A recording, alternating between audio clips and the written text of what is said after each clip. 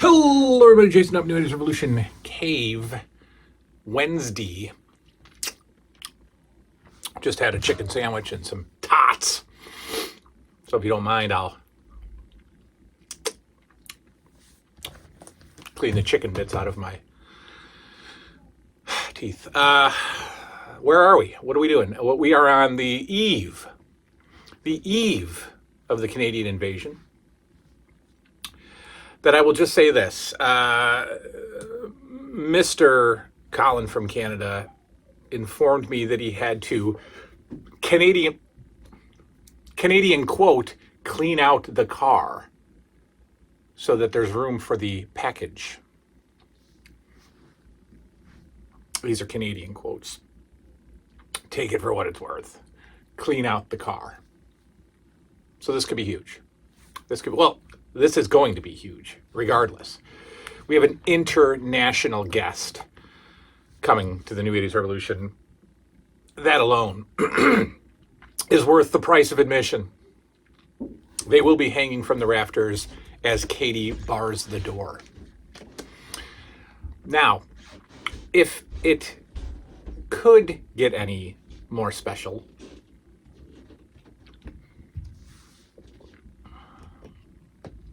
Smash Ventura, yes, the Smash Ventura, has contributed some of his artistic geniusness to the Canadian invasion.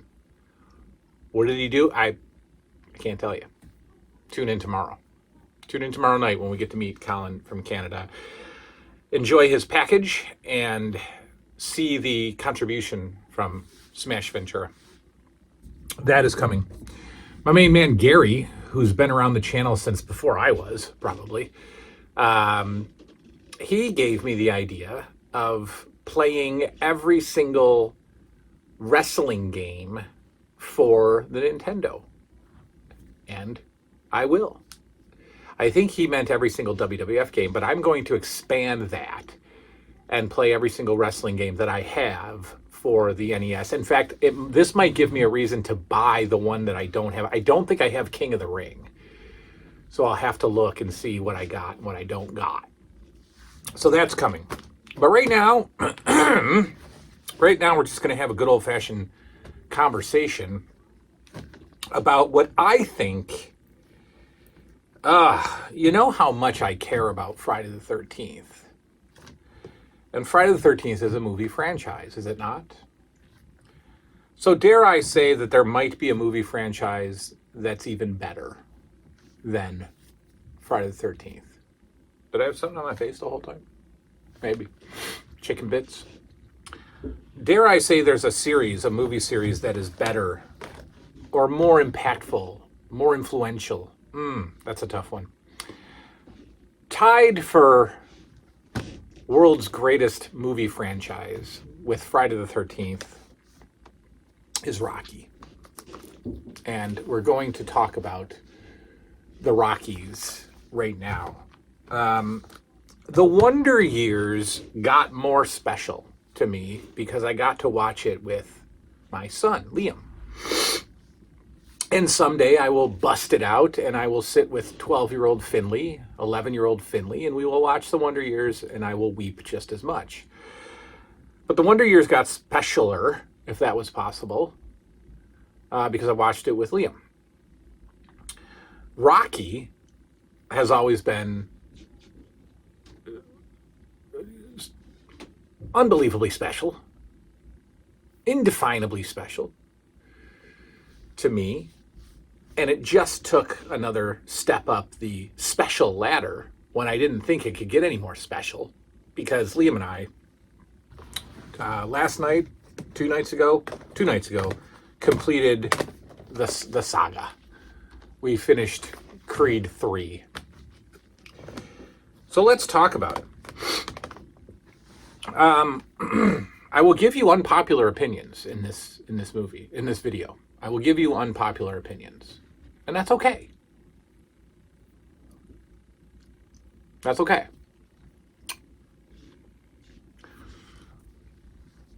Liam did not see all of Rocky 1. He It was too much.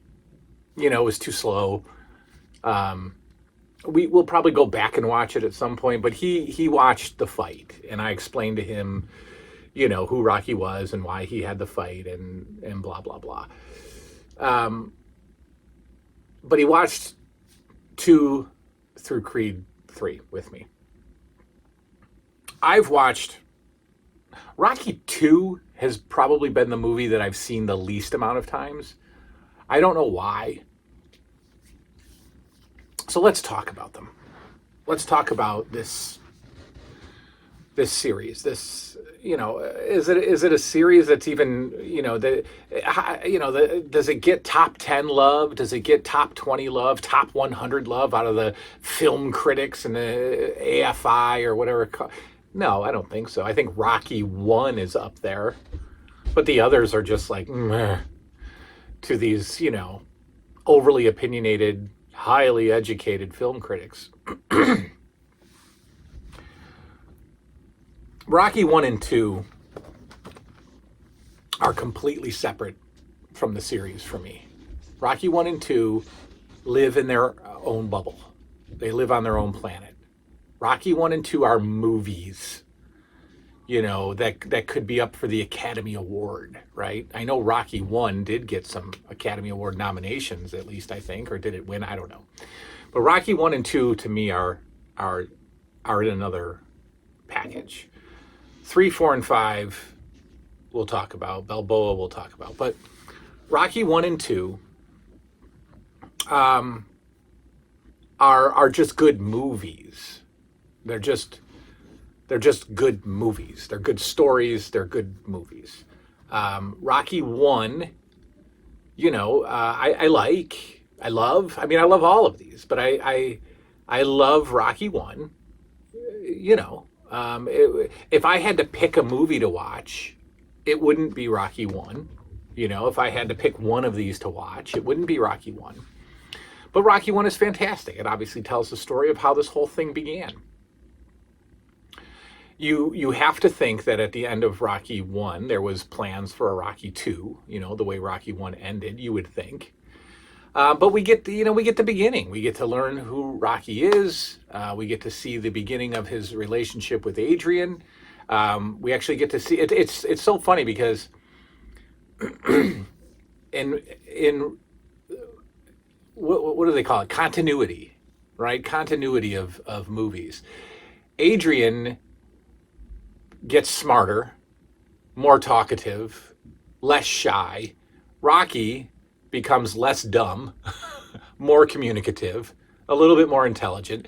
His intelligence caps off in Rocky 6, in Rocky Balboa. He's gone from the beat up, punch drunk Rocky in Rocky 5 to intelligent, well-spoken, poetic Rocky Balboa in part 6. But anyway, whatever. So we get to see all the humble beginnings of these characters. We get to meet Paulie. We get to meet Apollo, who I have gained so much more love for Apollo Creed since watching the Creed movies. But so much love for Apollo Creed. And again, so sad that Carl Weathers is gone. And really mad at myself for not meeting him the couple of times I had the chance at different Comic-Cons. But anyway, you get to meet the story. You get Paulie, you get Apollo, you get all of Apollo's management who play roles later on. Duke, Burton, Tony Burton gets to play a role in later movies. You get to meet all these guys for the first time, and you get to see this incredible story with one of the best endings ever. As Rocky is being announced as the loser of the fight. Doesn't matter. The ring announcer's so drawn out. You don't even hear the ring announcer really, because you're not focusing on that. You're not focusing on who won the fight. You're focusing on Rocky looking for Adrian and Adrian. It's just so great. It's so great. Part 2, picks up where Rocky 1 left off. Rocky is got a little fame. He's got a little money. And as only Rocky does with his limited intelligence, he's spending money and he's embarrassing himself in front of salespeople and realtors, when he talks about when they're buying the house, and he like, oh, look at these floors, good floors. Oh, look at these walls. These are solid walls. Nice steps. Oh, I like these steps. I love it. I just love it. I love him trying to be something that he's not. The tiger jacket, the bracelets for Adrian, the fur coat. I love it. I love it. So he's dealing with the fame. He gets a second fight with Apollo, obviously, and now we have a new world champion in Sylvester Stallone, Rocky Balboa. Okay, so you put those two movies aside. They have their son in Rocky 2. To me, the MVP of Rocky 1 and 2, I have gained a little bit more love for through watching these, and that's Mickey. That is Burgess Meredith. And I've been watching a lot of Burgess Meredith lately in The Twilight Zone. He's been in at least 3 episodes that I've seen so far. And he's awesome. Burgess Meredith was a special actor back in his time. Rocky is the end of his life, the end of his career. How great he was in the 50s as an actor. Outstanding. He's great. He's just got this real special, almost theater, style of acting, like stage actor. He's fantastic. He's got an accent when he shouldn't. He just has that intelligent thespian accent that I love. So I love Mickey.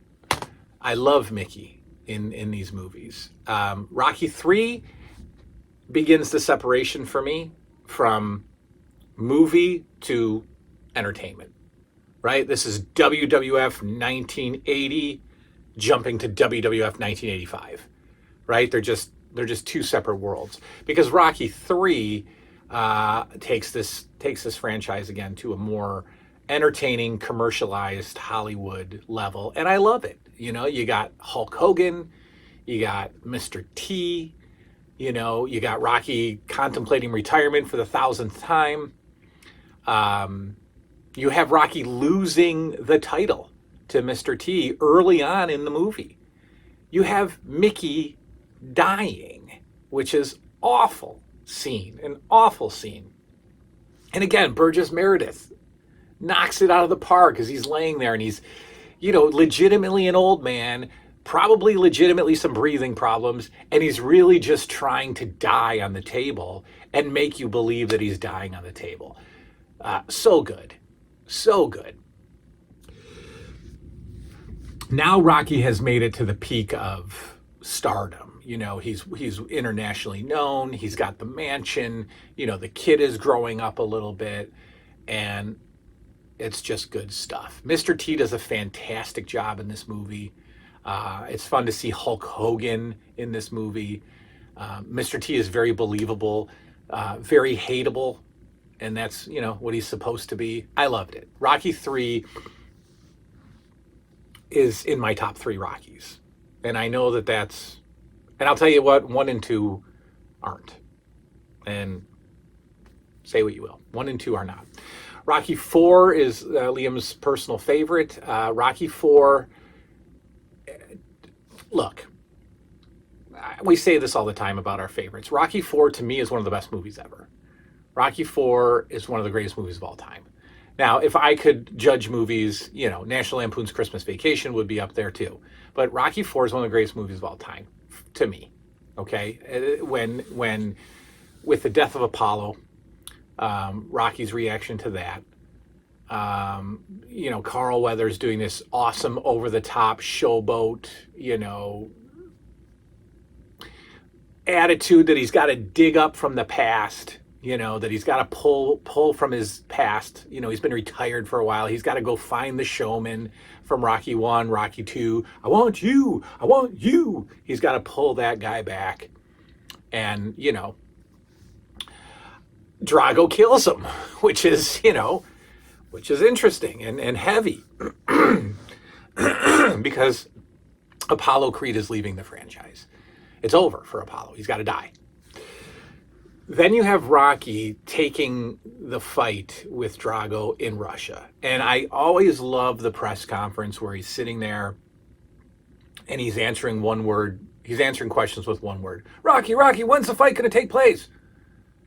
Christmas. December 25th. Where's it going to take place, Rocky? Where's it going to take? Russia.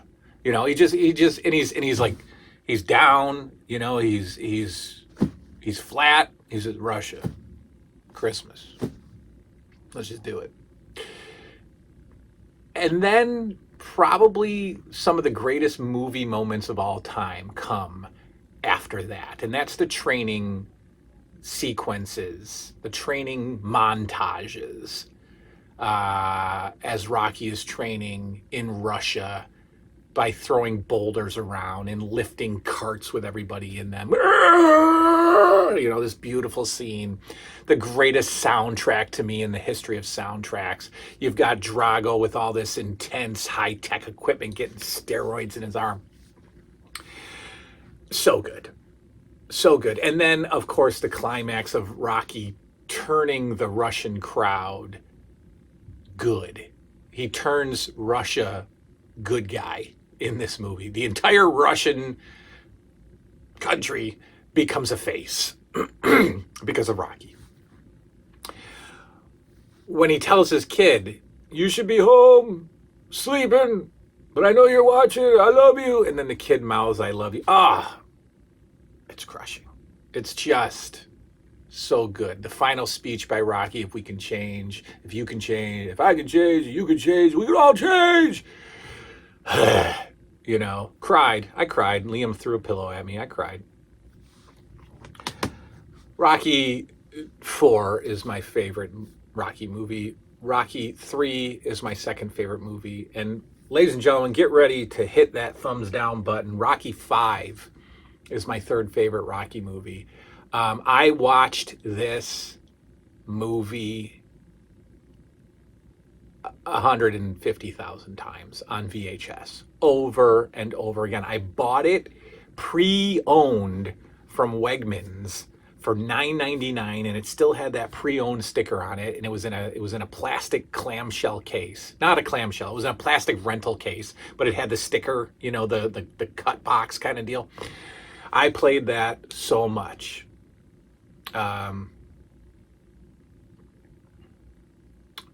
So much, and could quote that movie line by line. I love that movie so much. Rocky 5, Tommy Gunn, Tommy the Duke Morrison at a prime of heavyweight boxing. So I would watch the movie, I'd watch Tommy Morrison fight, I watched Tommy Morrison against George Foreman, I watched all USA Tuesday Night Fights, all that stuff, HBO boxing. That was my peak of boxing. I loved boxing, watched it with my grandfather. Rocky 5, the sub-story with Rocky's son getting caught up with the bullies at school and then turning bad against Rocky and then turning good again. It's so good. And Rocky falls from grace in this movie. Paulie, of course, does a bad business deal. Rocky loses his fortune. All he needs is a couple easy ones, but he can't fight anymore. He's not going to get licensed because he's messed up. So they move back to the slums where he came from, and he's dumb again. He's slow. He's Rocky 1 again. Adrian stands by him. Paulie's right there as always. Son turns bad. Son turns good.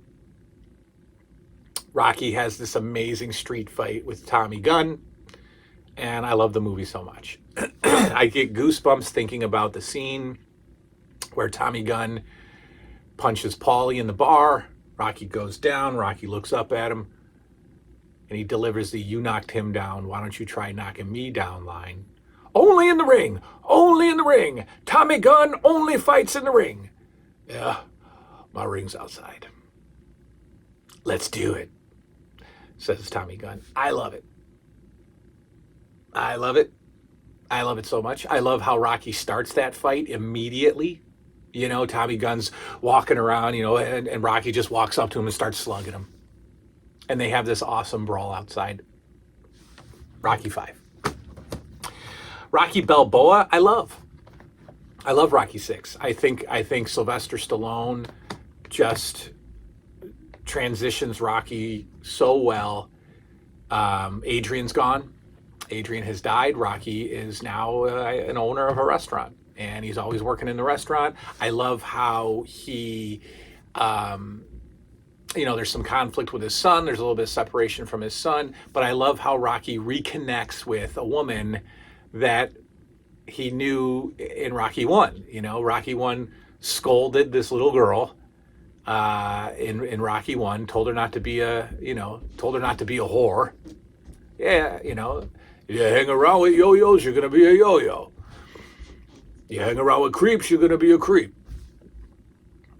And he runs into her again, and they become friends with this kind of underlying possible something else, but Rocky can't go there because of Adrian. It's not even implied that they're going there. You just think maybe like this woman is like fallen for Rocky, or maybe she just sees him as a father figure. I don't know. But Rocky Balboa has one last fight. Now, this is where it goes downhill a little bit, because the fight scene in Rocky 6, I hate it because it's HBO boxing, it's modern, it's Jim Lampley, and it's filmed in front of a, HBO boxing audience. They probably filmed this during a HBO boxing event. It was probably like, how they film like stuff in baseball stadiums right before a game actually happens, so the real fans are actually there watching. That's what they did for this fight. And it's against, I'm going to get it wrong. I think it's Jermaine Taylor. I think the boxer is Jermaine Taylor. I could be wrong. Yeah, I don't have the cast list. I could be wrong, but it might tell me in here. Where's Rocky Balboa? There it is. Let me see if I'm right. Antonio Tarver. My bad. Antonio Tarver was he was a player. He was a I don't know if he was, what division I think it's light heavyweight, but I think Antonio Tarver was a champion at one point, and he was a so he plays Rocky's opponent, Mason the Dixon line. So Rocky has, a come out of retirement fight, and he loses. And just like in Rocky 1, there is absolutely no focus on the announcement of the winner. Rocky's out of the ring before the ring announcer even gets in to finish. Rocky is having this massive celebration as he's walking back up the aisle. Everybody's all over him. Fans are cheering for him. And in the background, you hear Michael Buffer, Mason the Dixon line. And nobody cares. Nobody cares about who won. They're all over Rocky. And I love that because that's the way Rocky 1 ended. That's the way Rocky 6 ended. That's the way the series ends. Rocky loses, and nobody cares. I love it. Then we go to Creed. And I didn't think I would like it because I just don't like newer stuff. You know that. But I watched Creed 1, and I was absolutely over the moon about Creed 1. Basically, Creed is Adonis Creed, who is Apollo Creed's illegitimate son, I guess we'll call him, that Apollo had with an affair. And Adonis really never knew Apollo. And Adonis was a bad kid, and he got into trouble. And we don't find out what kind of trouble until Creed 3. But, Adonis is in group homes, and he gets adopted by Apollo's ex, right? So, not Creed's mom. He begs Rocky to train him. Rocky pushes back. Rocky agrees, and off we go. And I won't spoil these ones for you just in case you haven't seen them, but Creed 1 is incredible to see Rocky being Rocky again. Rocky gets sick in Creed. Rocky gets cancer in Creed. And Rocky looks like he's going to die.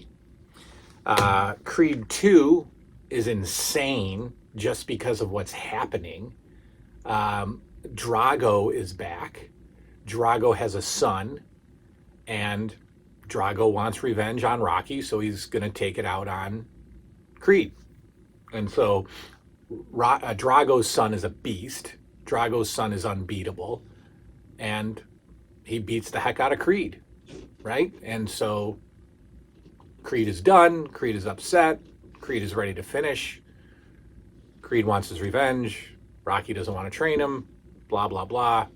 Creed versus Drago, the rematch, right here. The end of Creed 2 is amazing. Absolutely amazing. 3-4 different scenes of father and son in the end of Creed 2. Outstanding. Creed 3 is our first Creed without Rocky. But I'm including it as a Rocky movie because I am. Rocky's not a part of this. Sylvester Stallone's not a part of this, and I know why. After watching the movie, I know why. I didn't know about Creed 3. I didn't know what happened in Creed 3. But Sylvester Stallone said, I just don't like where the story's going, and I agree. Rocky has no place in this movie. No place. Creed's retired, and he's training people. We have a new heavyweight champion. It's not Creed. Creed's promoting fights, and he's training people through his dad's gym. Okay, great. Somebody from Creed's past comes back and basically wins the heavyweight title. It's kind of a silly story. You know, his friend that he got in trouble with as a kid got caught, went to jail. Creed ran. The other kid went to jail for 18 years or whatever. But he was a Golden Glove champion before he went to jail. He comes out. He wants to fight again. He gets a world title fight, having just come out of prison, and wins and becomes heavyweight champion, and then turns bad guy and wants Creed to come out of retirement to fight him, or vice versa. Creed wants to come out of retirement to fight him. Another great ending. Creed has a daughter in this movie. You know, she's got some issues. His wife is starting to have some issues in this movie. His mom is starting to have some issues in this movie. By the way, Mama is played by Claire Huxtable. And I will always just call her Claire Huxtable. She's fantastic in the Creed series. She's fantastic because she will always be one of my favorite TV moms. And she's got the same attitude in these movies. So I love them so much. These are such special movies. They've become even more special because I got to share them with my kid. I do not have to tell you to go out and watch Rocky, but I might have to tell you to go out and watch Creed. Sit down one week and binge all of these movies in a row like I just did and get the most amazing feeling of all time. You have to watch them all from start to finish. Take a week, take 2 weeks, and go. And close out this story with Creed 3. It is incredible. That is all. We will see you next time. Good night.